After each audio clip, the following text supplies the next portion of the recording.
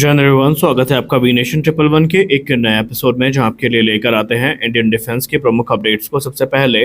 तो चैनल को सब्सक्राइब करना मत भूलिएगा। आज के अपने अपडेट की हम शुरुआत करने वाले हैं defence research and development organisation को लेकर आई एक रिपोर्ट से, जहां पर बताया जा रहा है रिपोर्ट में कि defence research and development organisation अब यहाँ पर जो हमारे रक्षा मंत्रालय की कैबिनेट कमेटी ऑन सिक्योरिटी है, इसके पास एक प्रपोजल लेकर पहुंचने वाली है। और ये प्रपोजल क्या है, आइए जानते हैं। आपको याद होगा 22 अगस्त 2025 एक सभा को संबोधित करते हुए रक्षा मंत्री जी ने अनाउंस किया कि जीटीआरई सैफरान के साथ मिलकर के 120 किलोटन का जो इंजन है, इसको को डेवलप करने वाली है और मैन्युफैक्चर किया जाएगा, जहां पर एडवांस मीडियम कॉम्बैट एयरक्राफ्ट की जो नीड्स हैं वो पूरी की जाएंगी। उसके बाद से अब एक कदम और आगे बढ़ाते हुए defence research and development organisation इस समय जो कैबिनेट कमेटी ऑन सिक्योरिटी है उनके पास अप्रोच कर रही है, जहां पर जो अप्रूवल है उसको प्राप्त करने का प्रयास किया जाएगा। और ये अप्रूवल होगा 100% ट्रांसफर ऑफ टेक्नोलॉजी के साथ इन इंजन्स का भारत में निर्माण किया जाना। माना जा रहा है कि इसके लिए टोटल हमें 61,000 करोड़ रुपए यानी अराउंड $7 बिलियन की जो राशि है उसकी ज़रूरत पड़ेगी, जिसके अंतर्गत हम एक एडवांस इंजन को डिज़ाइन, डेवलप और टेस्ट करेंगे, सर्टिफाई करेंगे, और इसका यूज़ हम एक एडवांस फाइटर जेट में करने वाले हैं, जो कि पूरी तरीके से भारत में बनाया जाएगा। और ये भारत की सेल्फ रिलायंस जो है मिलिट्री एविएशन टेक्नोलॉजी में, उसके लिए काफ़ी महत्वपूर्ण माना जा रहा है। Advance medium combat aircraft Bharat का एक flagship 5th generation fighter aircraft programme है, जो कि एरोनॉटिकल डेवलपमेंट एजेंसी की तरफ से विकसित किया जा रहा है। और इसमें हिंदुस्तान एरोनॉटिक्स लिमिटेड की जो भूमिका है वो भी हमें देखने को मिल रही है। ये एक 25 टन वजनी फाइटर एयरक्राफ्ट होगा, जो कि 2 अलग अलग वेरिएंट में देखने को मिलेगा। इनिशियली इसका जो मार्क 1 वेरिएंट है उसके लिए तो जो डील है वो मार्च 2026 में फाइनलाइज की जानी है, जो कि F414 इंजन की है। लेकिन मार्क 2 के लिए हमें 120 किलोटन का जो इंजन है वो देखने को मिलेगा। अब इस पे सैफरान ने अपनी सहमति बना दी है, क्योंकि पहले आपको याद होगा 2022 से हम ये सुनते आए थे कि डील फाइनलाइज की जानी है, लेकिन कुछ क्षेत्र थे जिसमें आम सहमति दोनों देशों के बीच में नहीं बन पाई, और वो विषय थे इंटेलेक्चुअल प्रॉपर्टी राइट्स, प्राइस और टीओटी को लेकर के। लेकिन हाल ही में रोल्स रॉयस ने जितना एग्रेसिव होकर के पिच किया अपने ऑफर को, उसने सैफरान पे दबाव बनाया और सैफरान को भारत के आगे झुकना ही पड़ा। और अब इसका फायदा ये हुआ कि डील फाइनलाइज होने के बस कुछ ही कदम दूर है। अब एडवांस मीडियम कॉम्बैट एयरक्राफ्ट की बात करें तो यूं तो जो मार्क 1 वेरिएंट है इसका रोल आउट हमें 2027 के अंत तक देखने को मिल सकता है और 28 में पहली उड़ान को आयोजित किया जाएगा। लेकिन जो मार्क 2 वेरिएंट है इसकी टाइमलाइन पूरी तरीके से जो इंडिजिनस इंजन है इस पर डिपेंडेंट होगी। और अगर हम टाइमलाइन की बात करें तो सैफरान ने इस पर एक बड़ी टिप्पणी करी है। सैफरान ने कहा कि हम जिस इंजन को बनाने वाले हैं इसमें हमारे सामने चैलेंजेस काफ़ी ज़्यादा हैं, क्योंकि उनका मानना है कि आमतौर पर हम जब भी कोई इंजन बनाते हैं तो उसकी जो भूमिका होती है वो बेसिकली फाइटर जेट के अराउंड होती है। यानी पहले एयरक्राफ्ट को हम जो डिज़ाइन करते हैं वो इंजन के हिसाब से डिज़ाइन करते हैं, लेकिन इस केस में जो कि हम भारत के साथ बनाने वाले हैं, स्ट्रक्चर पहले से तैयार है और हमें अब स्ट्रक्चर के हिसाब से जो इंजन है वो देखना पड़ेगा, ताकि जो डायमेंशन है वो सेम रहें और जो दूसरे कैरेक्टरिस्टिक्स हैं उसको भी सेम रखा जा सके। हालांकि ये एक चैलेंजिंग टास्क है, लेकिन उन्हें पूरा भरोसा है कि वो ये काम कर सकते हैं। और ये पार्टनरशिप हमारे लिए इम्पोर्टेंट इसलिए है क्योंकि हमें कंप्लीट ट्रांसफर ऑफ टेक्नोलॉजी और इंटेलेक्चुअल प्रॉपर्टी राइट्स भी मिल रहा है। यानी भारत के ऊपर किसी प्रकार का कोई भी दबाव नहीं होगा। भारत के पास पूरी तरीके से एक ऑटोनॉमी होगी कि भारत इंजन को मॉडिफाई कर सकता है, मेंटेन कर सकता है और बिना रिस्ट्रिक्शन के एक्सपोर्ट भी कर सकता है। और यही चीज़ें भारत को चाहिए थी और अब फाइनली ये चीज़ें भारत में मिलेंगी।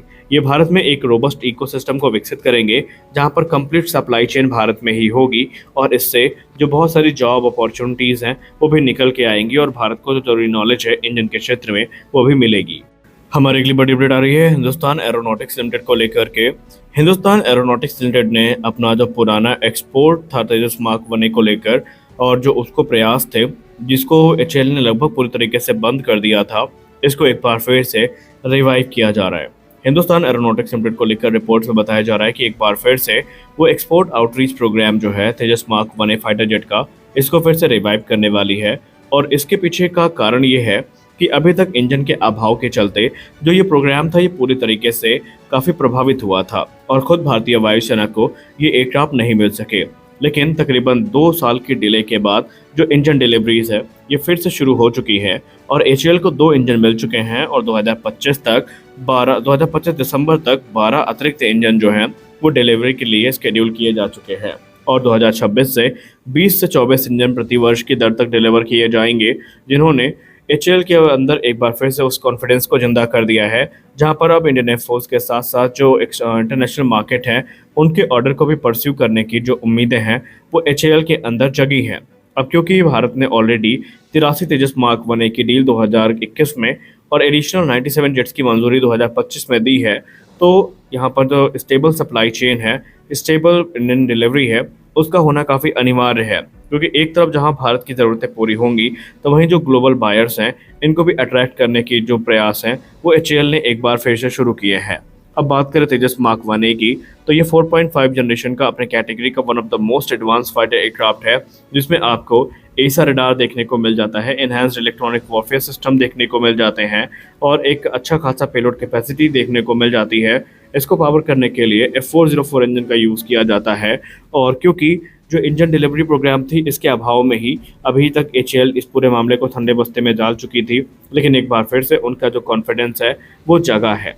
और क्योंकि तेजस मार्क 1A अब एक बड़ी संख्या में इंडियन एयरफोर्स को ज्वाइन कर रहे हैं, तो एचएएल का मानना है कि जो पोटेंशियल बायर्स हैं उनके अंदर का जो कॉन्फिडेंस है उसको भी ये काफ़ी बूस्ट करेंगे।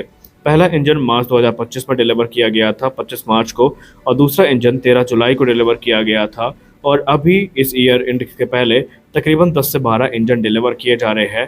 फिर फाइनेंशियल ईयर 2026-27 से 24 इंजन प्रति वर्ष की दर तक डिलीवर किए जाएंगे और ये नंबर 2027 तक 30 यूनिट प्रति वर्ष की दर तक भी पहुंच सकते हैं।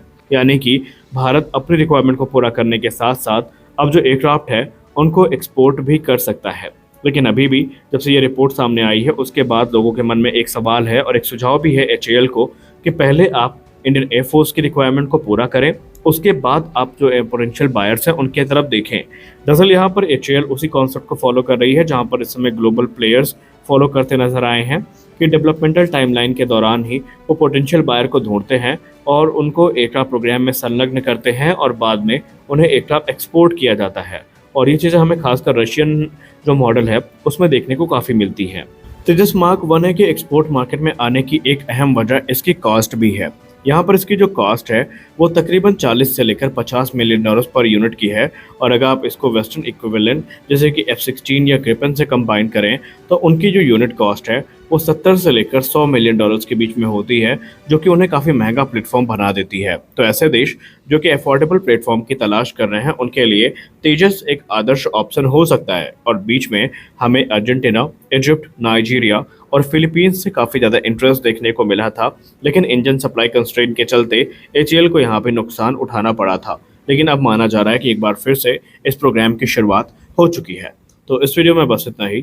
उम्मीद करते हैं वीडियो अच्छी लगी होगी। वीडियो अच्छी लगी वीडियो को लाइक करिए, नए हैं चैनल को सब्सक्राइब करिए। मिलते हैं अगले वीडियो में, तब तक के लिए जय हिंद।